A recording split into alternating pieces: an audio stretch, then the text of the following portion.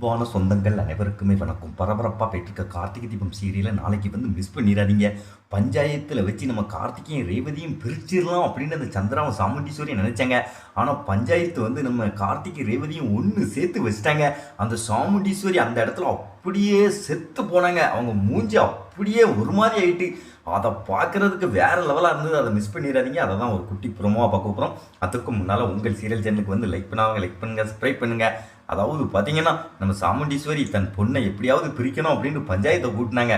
அதாவது பஞ்சாயத்தை எதுக்குமா கூட்டிருக்கீங்க அப்படின்னு ஊருக்காரங்க எல்லாம் கேட்ட உடனே இதே பஞ்சாயத்தில் தான் என் பொண்ணுக்கும் அவனுக்கும் காசை வெட்டி போட்டு 2 பேரையும் பிரித்தோம்.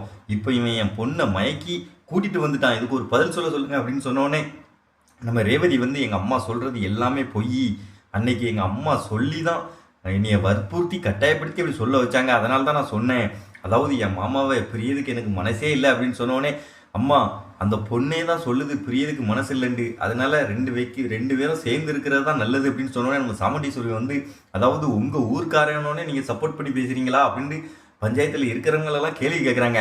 அதாவது அன்னைக்கு இவங்க 2 பேரையும் பிரிக்கும் போது இந்த பஞ்சாயத்து உங்களுக்கு இனிச்சுது, இப்போ இந்த பஞ்சாயத்து உங்களுக்கு கசக்குதமா, அதாவது நீங்கள் தானமா வற்புறுத்தி எனக்கு இப்போ உங்கள் பொண்ணை சம்மதிக்க வச்சுருக்கீங்க, அந்த பொண்ணே தான் சொல்லுது அப்படின்னு சொன்னோன்னே நம்ம சாமுண்டீஸ்வரி அப்படியே அந்த இடத்துல கூனி குறுகி போனாங்க.